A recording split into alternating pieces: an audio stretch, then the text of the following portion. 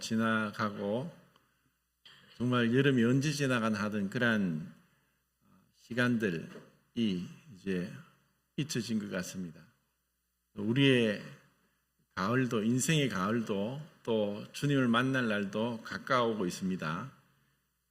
희망에 찬 하루하루가 기쁨 가운데 주님을 소망하면서 살아가는 것이 감사가 됩니다. 오늘 요한복음 80번째 시간이네요.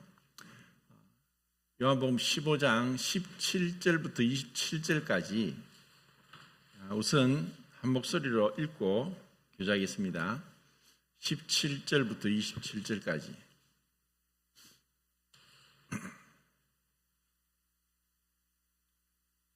시작.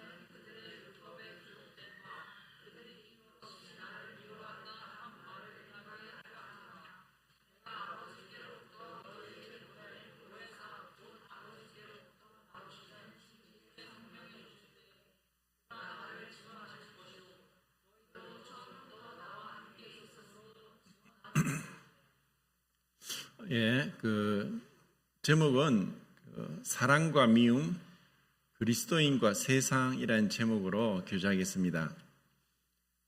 읽어진 이 본문 말씀에서 그 세상이라는 단어가 6번 나오고 미움이라는 단어가 7번 나옵니다. 그 세상은 주님을 따르는 제자들, 그리스도인을 미워한다라고 말씀합니다. 왜 세상이 그리스도인을 미워할까? 그것은 또 이 본문에서 4가지 이유가 있음을 말씀합니다. 우선은 첫 번째는 18절에 그리스도를 세상이 미워했기 때문에 그리스도를 따르는 그리스도인들도 미워한다.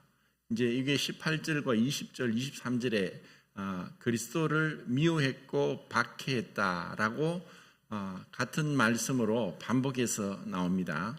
그러니까 우리는 그리스도 예수님을 따르기 때문에 예수님께서, 우리의 스승 되신 예수님께서 세상에서 미움을 받았기 때문에 우리도 미움을 받는 건 당연하다라는 말씀을 하는 거죠. 그리고 19절에 두 번째는 우리는 세상에 속하지 아니하고 하나님께 택하심을 받고 하나님께 속한 자이기 때문에 그래서 세상에서 우리가 미움을 받는다는 거예요. 이제 그것이 두 번째고, 세 번째는 21절에 이 세상은 아버지를 모르기 때문에, 아버지를 모르고 주님을 모르기 때문에 그 아버지도 주님도 미워하고 박해한 것처럼 우리를 모르기 때문에 그렇게 미워하고 박해한다라고 하는 거예요. 그리고 네 번째가 이제 25절인데 이것은 이제 구약 성경에서 그 다윗의 시편에 나옵니다. 이제 시편 찾지는 않겠습니다. 35편 19절과 69편 4절 그리고 119편 78절에 보면은 지금 이제 개역 개정에는 그 까닭 없이 나를 미워한다라고 표현을 했어요. 그 개역 성경에는 무고히 나를 미워한다 그랬어요. 그리고 지금 요한복음 15장 25절에서는 이유 없이, 또 개역 성경에는 연고 없이 이렇게 번역을 했어요. 그러니까 이유 없이, 그러니까 다윗이 그 시편에서 고백하기를, 왜 나는 저희를 사랑하고 기도하는데 왜 저희들은 이유 없이 무고히 무슨 까닭 없이 왜 나를 그렇게 미워하는가 하는 그 시를 쓴 거예요. 그래서 이 말씀을 성취하기 위해서 예수님께서 그 말씀대로 미움을 당했고, 또 예수님을 따르는 우리도 미움을 당한다는 거예요. 자, 이 이제 네 가지 이유 때문에 우리는 세상에서 미움을 당하고 있습니다. 어떻게 보면은 그리스도인이라고 하면서 세상에서 미움받지 않고 화합하면서 사이좋게 잘 지낼 수도 있지 않겠는가? 왜 우리가 미움을 받아야 되는가라고 생각할 수도 있겠지만, 이제 긴 2000년이라는 교회사를 볼 때 그리스도인들은 계속 박해를 받았어요. 그리고 놀랍게도 그 박해를 받는 가운데 기독교가 성장했다는 거예요. 그리고 기독교의 꽃을 순교라고 하죠. 그 예수님을 믿는다는 이유로 순교를 당했어요. 죽임을 당했는데, 그러면은 기독교가 없어져야 되는데, 그 순교 당하면 당할수록 이 기독교는 더욱더 불길같이 번지게 되었다는 것이 역사가 증명하고 있어요. 이것을 다른 식으로 얘기하면은, 정말 기독교가 부흥하는 것은 박해를 받을 때 부흥한다라고 역설적으로 얘기를 할 수 있고, 또 오히려 세상과 타협하고 평화로울 때는 기독교가 타락하는 거예요. 이것은 우리 신앙에서도, 개인의 신앙에서도 이와 같이 비슷하게 흘러간다는 생각이 들어요. 정말 우리가 언제 믿음의 삶을, 믿음의 선한 싸움을 싸우고 투쟁을 하느냐, 정말 어려울 때 정말 그 믿음의 싸움을 하는 거예요. 정말 그 어려움을 당했을 때, 그때 믿음의 가치가 드러나는 거죠. 흔히 난세의 영웅이 난다라고 얘기를 하듯이, 어려움을 당해봐야만 진짜 저 사람이 믿음을 가지고 있구나. 그 믿음은 세상이 감당치 못할 믿음이고 세상이 빼앗을 수 없는 믿음이다. 이것은 하늘로부터 주어진 믿음이고 어떤 세상의 것과도 바꿀 수 없고 비교할 수 없는 이 믿음의 보물을 가지고 있는 자들은 어려울수록 더욱더 믿음을 굳건하게 한다는 거예요. 그런데 처음에는 이제 사단도 이것을 아는 것 같아요. 많은 기독교에 박해를 주었는데 더 기독교가 부흥을 하니까 이제 세상 가운데서 그들을 포섭하고 그들을 회유하고 그들을 세상과 함께 평화롭게 지내게 하니까 타락하는 거죠. 그래서 정말 우리가 그 믿음이란 보이는 것을 쫓아가는 것이 아니라 보이지 않는 것을 쫓아가는 것이다. 보이는 것은 잠깐이고 보이지 않는 것은 영원하기 때문에 우리의 믿음은 보이지 않는 영원한 하늘나라를 향해 가는 것이다 라고 이제 생각할 수 있어요. 자, 우선 첫 번째 이유를 살펴보겠습니다. 18절에 보면은 주님은 이 땅에 오셔서 정말 말할 수 없는 푸대접을 받았어요. 완전히 무시를 당했고 주님께서 전혀 그러실 이유도 없죠. 그러니까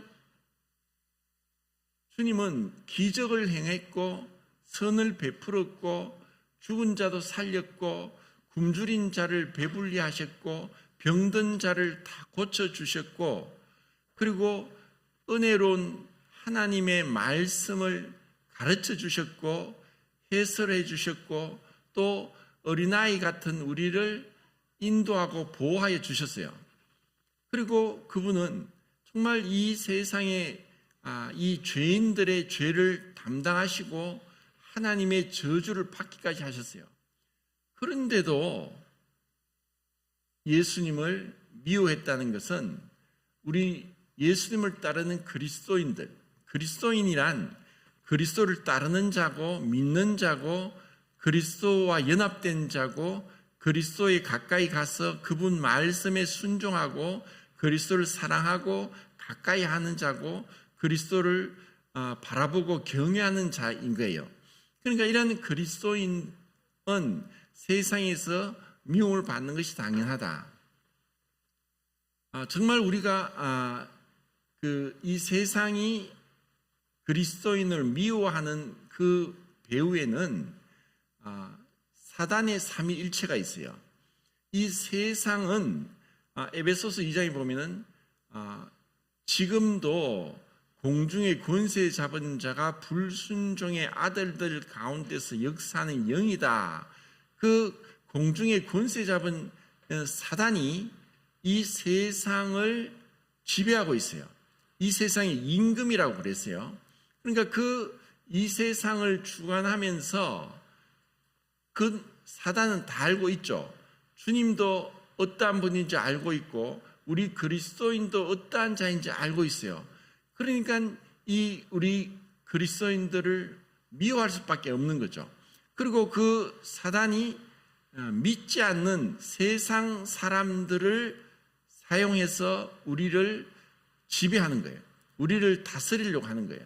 그들이 원하는 대로 하나님과 멀어지게 하고 하나님께 불순종하도록 계속해서 시험하고 넘어지게 한다는 거예요. 이것이 이 역사가 증명하고 있고 또 우리의 삶에 있어서도 명확하게 우리가 경건하게 살고자 하는 자는 핍박을 받으리라 라고 말씀했어요. 정말 우리가 의에 줄이고 목마르고 주님을 따르고 주님을 증거하고 주님 말씀대로 행하고 잘 때 세상 사람들은 그런 게 싫은 거예요. 왜냐? 우리는 다 죄를 지어도 양심의 가책도 없고 또 오히려 죄를 즐기고 쾌락을 사랑하기를 하나님 사랑보다 더 하고 있는데 우리는 그리스도인들은 죄를 미워하고 죄와 타협하지 않고 또 죄를 멀리하니까 이런 그리스도인들이 눈에 가시 같은 거죠. 당연한 거예요.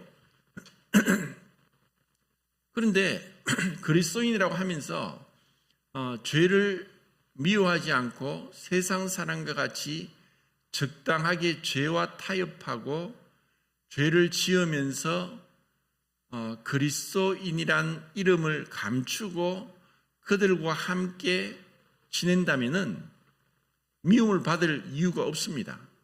똑같은데 똑같은 사람에게 왜 미워하겠어요? 우리 그리스도인이 구원받고 나서 이제 신앙생활을 하다 보면은 자연적으로 삶의 그 우선순위가 이전과는 바뀌게 돼 있어요. 지난주에 우리 침례식을 했지 않습니까? 그러니까 침례를 받았다는 것은 세상과 이제 단절했다는 거예요. 세상과 단절해서 이제 하늘나라를 향해 가는 거고 그리고 세상 사람과 또 이제 결별하고 성도들과 함께하는 삶을 살겠다는 거예요. 그런 삶을 살기 때문에 세상과 점점 멀어지게 되는데 침례를 받고 나서도 세상의 풍조를 따르고 또 믿지 않는 세상 사람들과 똑같이 사귀고 지내다 보면은 세상 사람으로부터 미움을 받을 일이 없습니다. 그러니까 우리가 정말 구원받고 신앙생활을 하다 보면은 자연적으로 세상 사람들과 멀어지게 돼 있어요.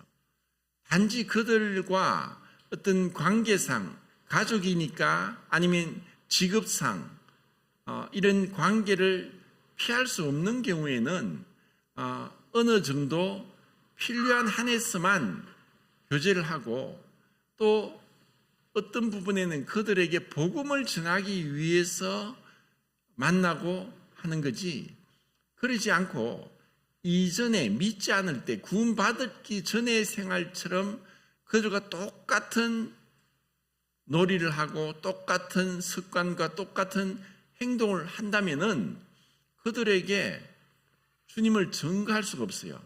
26절, 27절에도 성령이 오셔서 주님을 전가하고 우리가 주님을 전가하는 자로 우리를 부르셨는데, 우리가 똑같이 세상 사람과 살면서 어떻게 주님을 전가할 수 있겠습니까? 전가할 수 없다는 거예요. 그러니까 침례를 받고 나서 우리의 삶이 점점 세상과 멀어지는 게 당연하고, 또 그러다 보면은 교회 안에서 성도들과 더 가까이 친근하게 지내게 되는 거예요. 이것이 참 필요해요. 이렇게 하지 않으면은 교회 안에서 성도들과 가족같이 친밀하게 가까이 지내지 않으면은 우리가 세상에서 아무리 이전과 같이 지내려고 해도 지낼 수 없어요. 왜 지낼 수 없냐? 그들과 본질적으로 다르기 때문입니다. 물과 기름이 섞일 수 없는 같이 그렇게 될 수 없는 거예요. 그게 이제 19절의 두 번째 이유입니다. 우리는 세상에 속하지 아니했다. 하나님께 택함을 받았다. 세상으로 불려냄을 받았기 때문에 세상이 우리를 미워하는 거예요. 우리는 세상 사람과 다른 거예요. 동화에도 미운 오리 새끼, 오리가 아닌데 백조인데 모양이 다르다는 이유로 오리 그 무리에서 미움을 받잖아요. 그런데 자기는 왜 미움 받는지 몰라요. 나중에 자기가 백조란 걸 알죠. 이와 똑같이 우리는 미움을 받는 거예요. 자연계에도 그런 일들이 있어요. 그 아프리카 밀림에 가면은, 초원에 가면은 그 사자 새끼를 보기만 보면 죽이는 동물이 있어요. 그게 하이에나입니다. 그리고 사자는 하이에나를 보기만 보면 죽입니다. 죽이되 하이에나 고기를 먹지 않아요. 왜냐? 맛이 너무 없었어. 그래서 사자도 맛없는 거는 아무리 배고파도 안 먹는 것 같아요. 하이에나 고기가 얼마나 맛이 없으면은 죽이고 먹지 않으니까. 그런데 하이에나는 알아요. 이 사자 새끼가 크면은 자기들을 죽인다는 걸 알기 때문에 사자 새끼 보면은 막 어떻게 하든 죽이려고 애를 써요. 그리고 그것을 또 사자는 알기 때문에 하이에나를 보면은 먹으려고 하이에나를 공격하는 것이 아니라 자기 그 사자 무리를 보호하기 위해서, 새끼를 보호하기 위해서 하이에나를 죽이는 거예요. 이 아시아에도 호랑이하고 또 그런 관계가 어떤 동물이냐면은 늑대와 관계예요. 호랑이 새끼를 늑대가 보면 죽이려고 길을 써요. 왜냐하면 호랑이 새끼가 크면은 늑대를 공격하니까 늑대도 자기들 그 무리를 보호하기 위해서는 호랑이 새끼를 죽이려고 하는 거죠. 그리고 호랑이는 이 늑대를 이제 잡아서 먹는 거예요. 이런 관계, 이와 같이 세상과 그리스도인은 섞일 수가 없습니다. 우리가 지난주 수요일 날 고린도전서 6장을 하면서 그 소송 문제가 있었죠. 그 소송 문제에 보면은 너희가 교회 안에서 성도들끼리 소송을 세상에 믿지 않는 법정에 가서 다투느냐? 왜 그렇게 하느냐? 너희가 세상을 심판할 줄 모르냐? 너희가 천사를 심판할 줄 모르냐? 라고 바울이 책망하잖아요. 그러니까 우리는 나중에 그리스도와 함께 이 세상과 타락한 천사들을 심판하는 자리에 올라갈 자들이에요. 우리가 그러한 자인 거예요. 그런데 우리가 세상에 있는 풍조를 따른다는 것, 또 세상 사람과 함께 연합해서 즐긴다는 것, 그것은 하나님께서 결코 허락지 않는 거예요.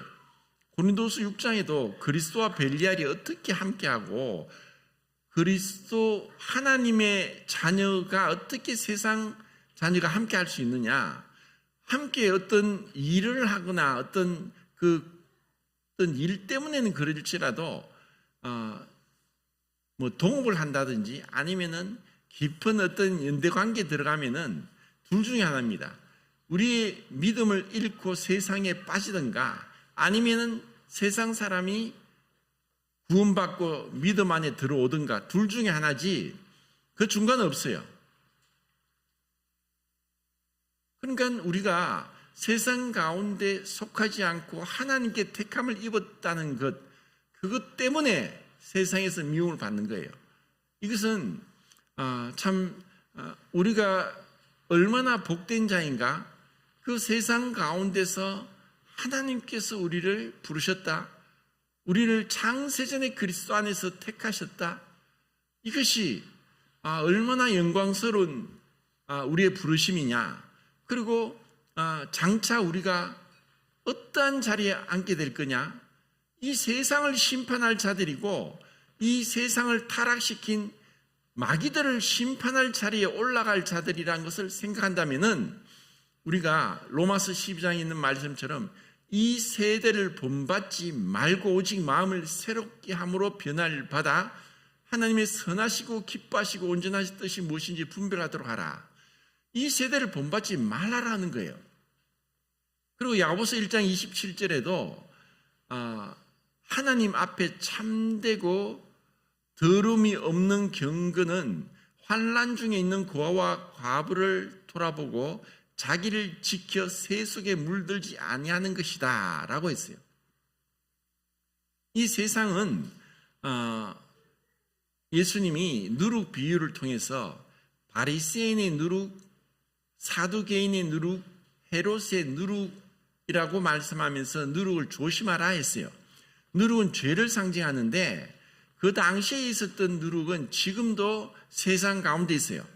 바리새인의 누룩은 외식주의, 형식주의라는 이름으로 우리 가운데 우리를 넘어뜨리게 유혹하고 있고, 사두개인의 누룩은 세속적 인본주의란 이름으로 우리를 위협하고 있어요.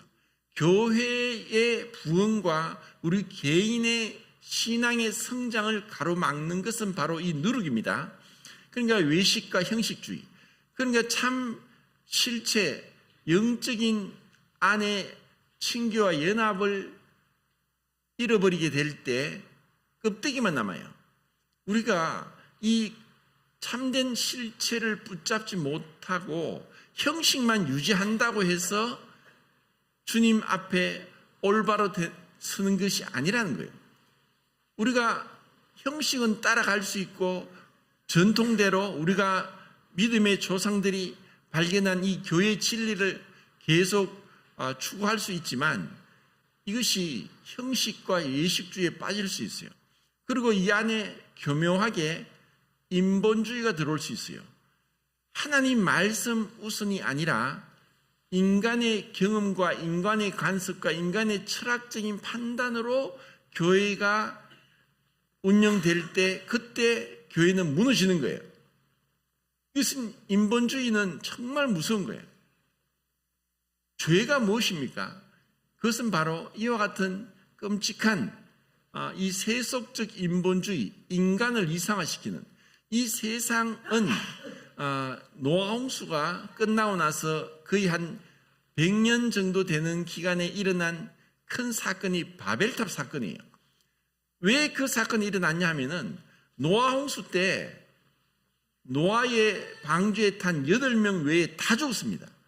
그 당시에 뭐 성경학자들이 인구 증가를 생각했을 때 한 2억 명 정도 됐다고 하는데 2억 명 중에서 8명은 남고 다 죽었어요.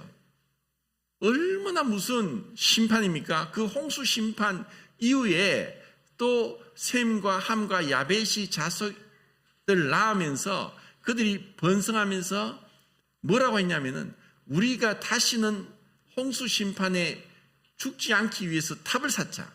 그리고 우리 이름을 하늘에 내자. 우리가 지면에 흩어짐을 면하자. 하나님은 생육하고 번성하고 땅이 평만하라고 했는데 그들이 함께 탑을 쌓으면서 하나님께 도전했어요. 또 홍수 심판이 오더라도 우리는 이제는 죽지 않을 것이다. 이런 생각이 어려서부터 악하고 죄악이 가득 찬 이 세상이 여전히 또다시 재현되는 거예요. 그래서 하나님은 그들의 언어를 혼잡시켰어요. 근데 그 바벨 탑을 무너뜨린 것이 아니라 언어를 혼잡시키니까 그들이 말이 통하지 않아서 각각 흩어진 거예요. 그리고 그 바벨 탑은, 바벨론은 언제 무너지냐? 계시록 18장에 온갖 더러운 귀신들의 처소와 모이는 새들이 모이는 곳에서 무너졌도다 바벨론이여라고 하면서 마지막 7년 환란 때에 바벨론이 무너지는 거예요. 그것은 바로 인간을 이상화시키고 하나님을 대적하고 우상 숭배를 하면서 하나님께 거역하는 그 모습이 바벨인 거예요. 그게 혼돈. 이러한 세상 가운데 우리가 부름을 받았다는 거예요. 그리고 또 헤롯의 누룩은 바로 쾌락주의입니다.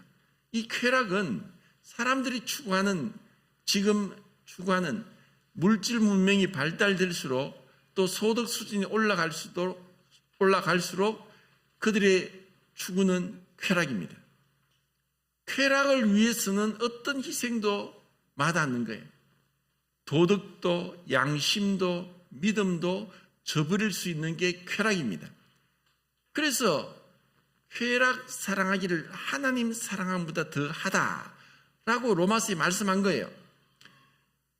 인간은 어떻게 보면은 뭔가 그 쾌락이 즐거운 걸 수도 있고 아니면은 굉장히 무서운 것, 그러니까 공포 이러한 것도 뭐 놀이공원에서 굉장히 위험한 놀이기구를 타잖아요, 그죠? 그런데 그게 뭐 재미있다기보다 어쩌면 공포스럽고 무서운데 그것에 또 사람이 쾌감을 느끼는 거예요.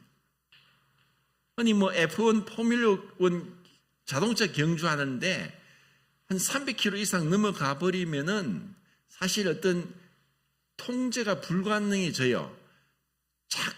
자칫 핸들을 조금만 틀든지 아니면은 그 경주 도로 바닥 위에 조그만 돌만 있어도 차가 뒤집어질 수 있고 조금만 부딪혀도 부서질 수 있는, 뒤집어질 수 있는 그런 위험한 경지를까지 가는데 왜 그러냐? 그러다 죽는 경우도 많아요. 왜냐? 그 통제 불가능한 속도의 질주의 쾌감을 느낄 때 희열을 느끼는 거예요. 그러니까 그걸 하다 죽을 수도 있는데 하는 거예요. 아니 뭐 산악 등반, 막 높은 산에서 정말 등반을 하다가 또 죽는 사람, 추락사는 사람 얼마나 많습니까? 딱 쾌락을 추구하는 거예요. 이것이 바로 헤롯의 누룩입니다. 이러한 가운데서 우리를 불러내 주신 거예요.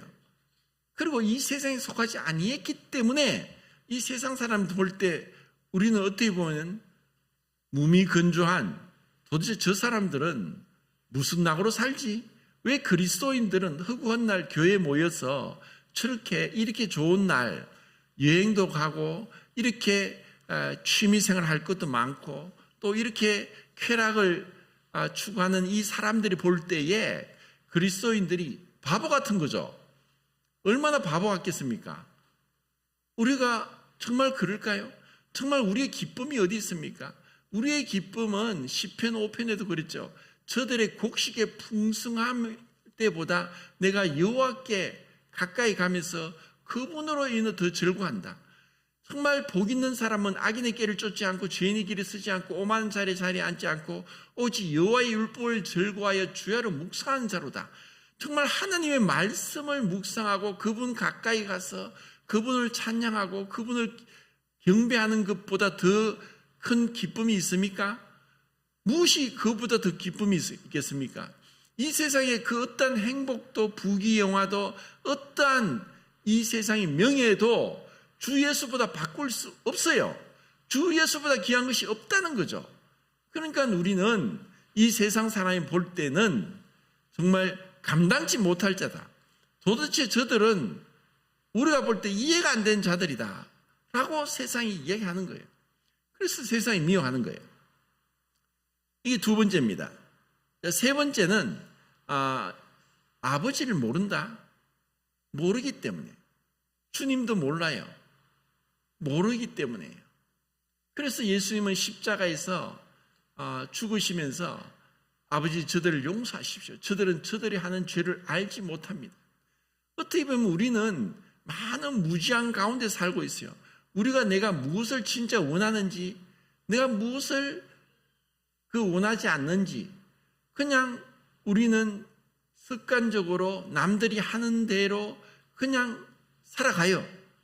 그러니까 우리가 생각하는 많은 부분에 있어서 또 생활의 어떤 패턴에 있어서 그냥 뜻없이 이유 없이 그렇게 우리는 살아가는 것들이 많다는 거죠.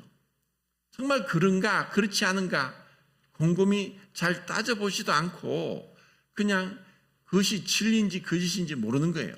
그리고 오늘날 세대가 이 어떤 세대냐, 이 절대적인 진리가 어디 있느냐.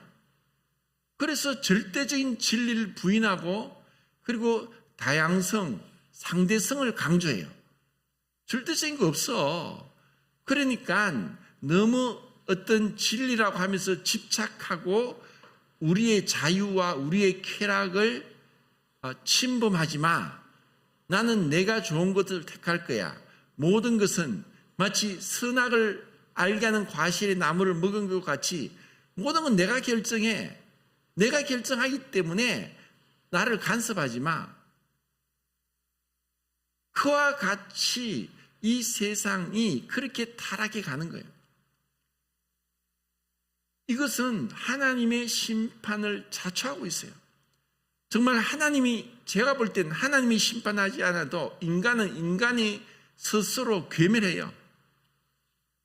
스스로 그 전쟁을 통해서든지 아니면은 과학기술이 발전해서 흔히 SF 영화나 이런 영화에 보면 터미네이터 그런 영화에도 나오죠. 그리고 매트릭스 이런 영화에도 결국 기계가 사람을 점령하고 지배한다는 것.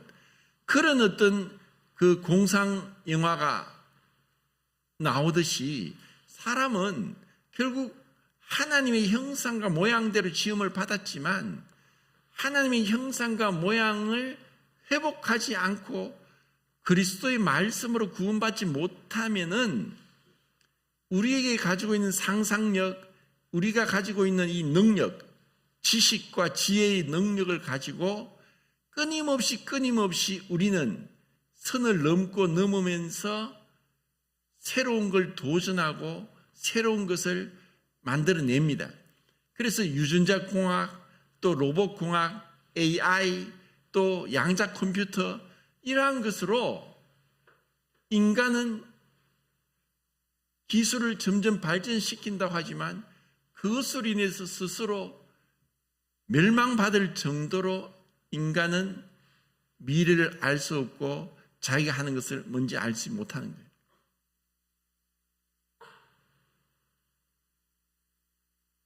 선한 목적으로 유전자 공학을 발전시키고 인류의 질병을 퇴치하고 그리고 정말 불치병을 낫게 하는 이러한 것으로 이것을 개발하는 분도 있지만 오히려 이것을 이용해서 자신의 목적을 달성하고 세상을 정복하고 사람을 지배하고 다스리고자 하는 그런 니므롯과 같은 악한 자들이 있다는 거예요.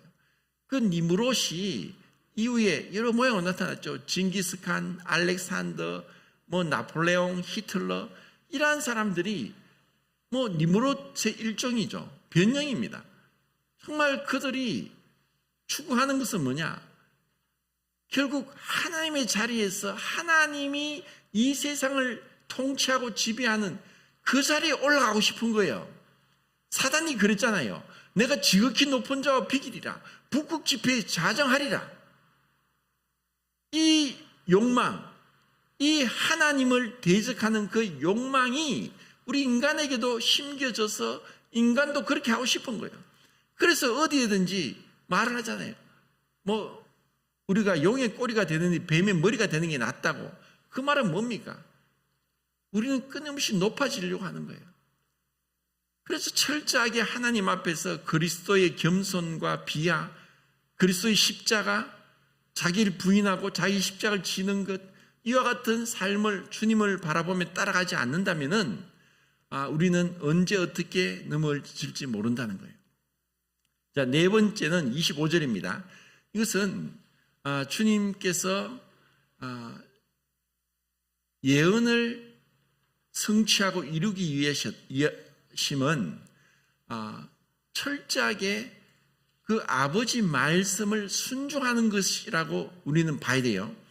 그러니까 이미 예수님 오시기 전에 1000년 전에 시편 기자가 그렇게 고통 가운데, 고난 가운데서 왜 까닭 없이 무고히 이유 없이 연고 없이 나를 이렇게 괴롭히는가?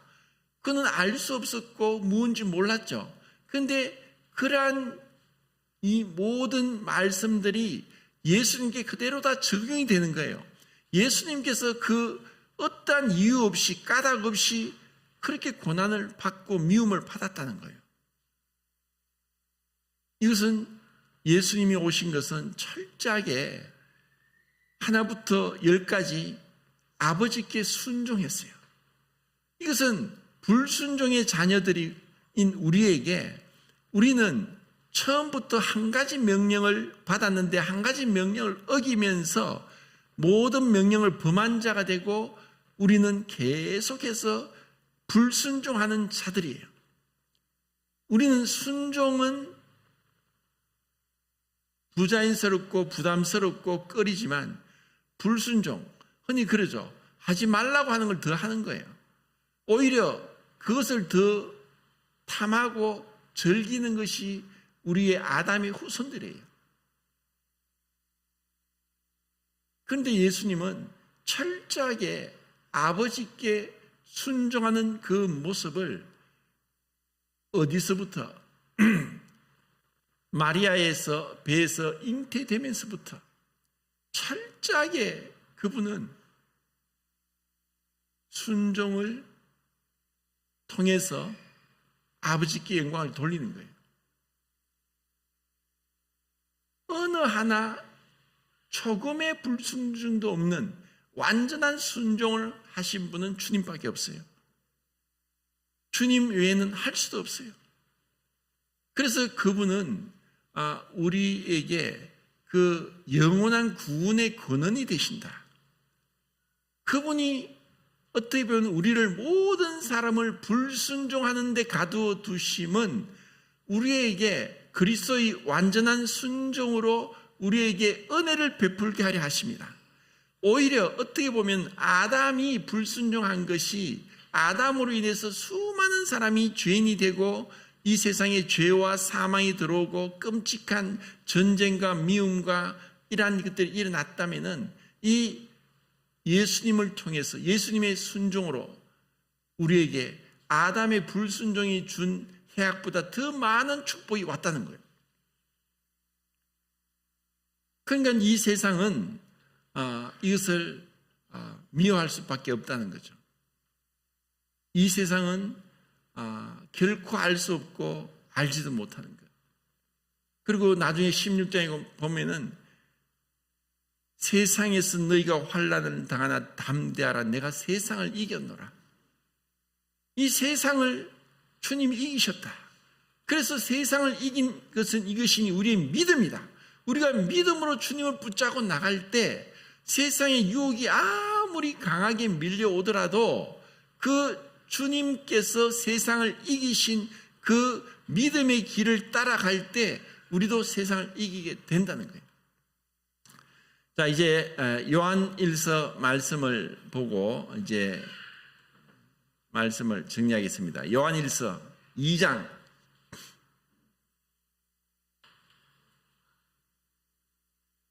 15, 16, 17절입니다. 15, 16, 17절.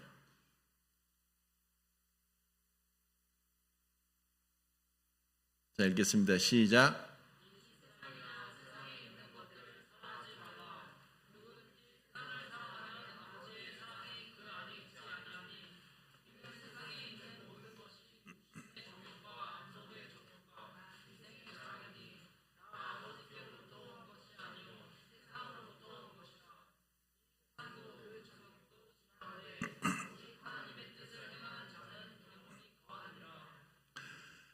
저는 참 이 말씀을 참 좋아합니다.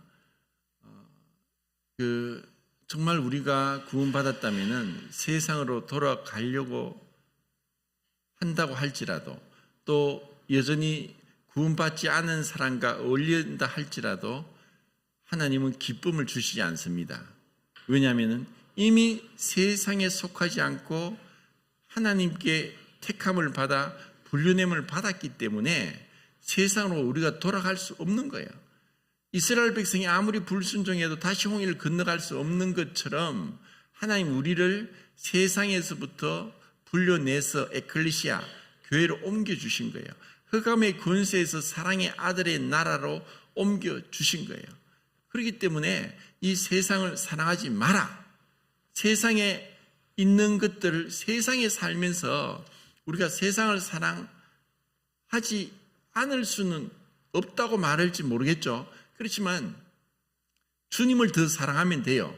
그러면 세상에 있는 것을 이용할 뿐이고, 그리고 우리는 지혜롭게 나는 곧 이 세상을 떠날 거다. 나는 이게 나그네로 있다. 나의 본향은 천국이다. 나는 잠시 여기 머물 뿐이다. 육체의 장막을 입고 있을 뿐이고 나는 영원한 천국에 갈 사람이다 하고, 그런 마음을 계속 반복해서 내 스스로 그것을 기억하고 주장하고 그렇게 되뇌어야만 우린 세상을 사랑하지 않는 거예요. 그런데 우리가 알게 모르게 육신의 정욕, 안목의 정욕, 이생의 사랑, 이것은 아버지께로 온 게 아니라는 거예요. 세상을 사랑하지 마라. 그리고 세상과 대척점에 있는 것이 아버지, 하나님 아버지예요. 우리가 세상을 사랑하느냐 하나님을 사랑하느냐, 그 정도로 세상은 막강하게 사람들을 휘잡고 있어요. 그들은 이 세상을 미련을 못 버려요. 그것이 롯의 아내지 않습니까? 유황불이 하늘에 떨어진다. 그래서 지금 하나님의 심판이 유황불로 내리고 있는데도 뒤돌아보지 마라. 그랬는데 그 천사의 손을 잡고 이끌려 나오고 있는데도 롯의 처가 왜 뒤로 돌아봤습니까? 몸은 밖에 나왔지만 세상에 대한 미련을 못 버린 거예요. 세상에 대한 미련, 저기 내가 사랑하는 것, 내가 즐기는 것, 내가 정말 좋아하는 게 있는데 그 말이 얼마나 그렇겠습니까? 좀 우습기도 하고 재미있는 얘기를 하겠습니다. 오늘 아침에 제가 조금 화를 좀 낸 게 있는데, 하림이가 신혼여행 갔다가 얼굴에 바르는 이제 굉장히 비싼 로션을 사왔어요. 그래서 그거를 제가 귀하고 아깝다고 해서 주일날만 발라요. 그러니까 하나님께 참 예쁘게 나가야지 이런 마음으로. 그러니까 제가 그런데 별로 내 돈을 들여가 비싼 걸 사고 지금 한 번도 없는데 그래도 선물로 받았고 해서 귀하다고 해서 일요일 주일날만 딱 바르는데 아침에 보니까 없는 거예요. 그래가 물어보니 우리 자매가 버렸어요. 그거 다 쓴 줄 알고 버렸다는 거야. 버려가 제가 화를 냈죠. 그 아까운 걸 내가 주일날만 바르는데 그걸 모르니까 주일날 바르는데 왜 그걸 버렸냐니까 다 쓴 줄 알았다는 거예요. 그래서 화가 났어요. 그러니까 제 마음이 조금 불편했는데 제가 그런 마음이 들어요. 만약에 내가 더 귀하고 더 비싼 게 있다면 내 마음이 거기 뺏기겠구나 이런 마음이 드는 거예요. 그러니까 이 세상에 사실 좋은 게 얼마나 많습니까? 그러니까 그런 게 있는 사람일수록 미련이 더 많아지는 거예요. 그래서 우리가 가능하면 이 세상에 심플 라이프, 정말 간소하게 언제라도 떠날 여행자처럼. 그래서 이 땅에 있는 것들에 대해 세상 사람들은 정말 사랑해요. 정말 좋은 차다, 좋은 집이다, 우리 집에 외제 대리석을 깔았다, 또 뭐가 어떻다 막 자랑하지 않습니까? 세상 사람은 그냥 눈에 보이는 것, 이 땅에 있는 것, 써질 걸 자랑해요. 우리 뭘 자랑하며? 주님을 자랑하고 천국을 소망하고 그래 영원한 걸 바라봐야 되죠. 그래서 잠시라도 저에게 그런 집착 미련이 있구나 하는 걸 보게 되니까 참 무섭더라고요. 그래서 어떻게 보면은 부자로 사는 것보다 가난하게 사는 게 더 천국에 대한 소망이 있는 것 같다 이런 생각이 듭니다. 자, 3장을 보고 이제 마치겠습니다. 3장 10절 읽겠습니다. 10절. 요한일서 3장 10절 시작.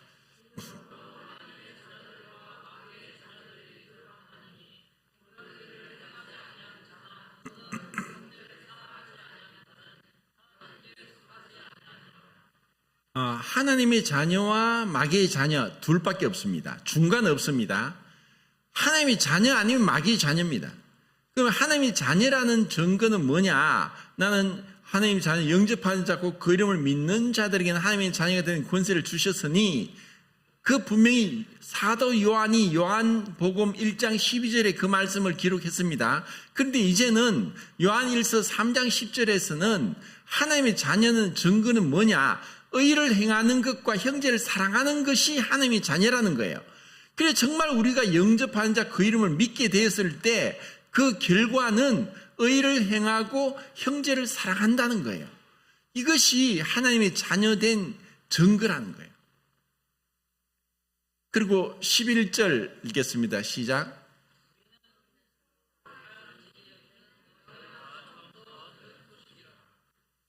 (12절)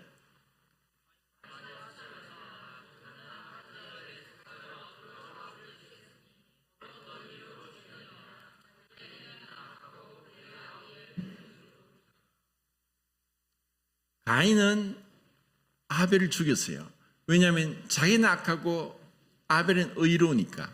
정말 그리고 16절에 보면 우리가 정말 구원받은 증거는 형제를 사랑함으로 사망에서 생명으로 옮겨졌다. 정말 우리 안에 그 세상을 사랑하지 않고 하나님을 사랑하면은 형제 자매를 사랑하게 돼 있어요. 내가 구원받은 증거는 성도를 사랑하는 거예요. 형제 자매를 사랑하는 거예요. 하나님을 본받는 자들아 그리스도께서 우리를 사랑하신 같이 너희도 서로 사랑하라. 이것이 우리가 세상 가운데서 천국을 맛보는 그 경험을 하게 되는 것은 바로 성도의 사랑이에요. 그리고 이것이 주님으로부터 온 것이고 세상을 이기는 것이고 세상을 사랑하지 않는 것이에요. 세상에 있는 많은 것들이 우리를 유혹한다 할지라도 얼마나 주님을 더 사랑하느냐. 그래서 정말 형제를 사랑함으로 사망의 생명을 옮겨준 줄 알고 그리고 형제를 위해 목숨을 버린 게 마땅하다라고 하는데 아니 그러면 사랑하는데 목숨까지 버려야 되느냐라고 말할지 모르지만 17절에 보면은 너희가 재물을 가지고도 그 형제의 어려움을 도와주지 않으면 어떻게 하나님의 사랑이 그 속에 거할까 보냐라고 또 말씀하는 거예요. 이것은 뭐냐면은 정말 목숨을 버린다는 것은 사랑이라는 것은 상대방을 위해서 내 자신을 부인하는 거예요. 상대방을 기쁘게 하기 위해서 내 자신이 희생하고 헌신하고 섬기고 내 자신을 죽이는 거죠. 이것이 사랑이라는 거죠. 그리고 상대방을 기쁘게 하는 거죠. 그런데 세상은 뭐냐?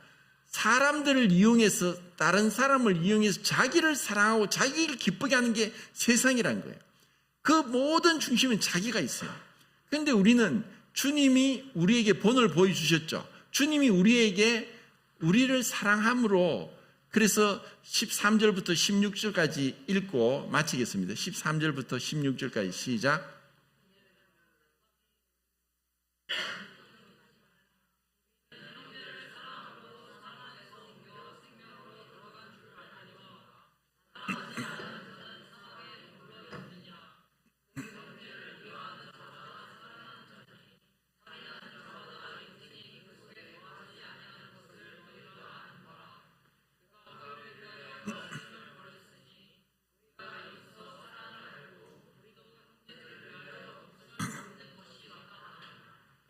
예.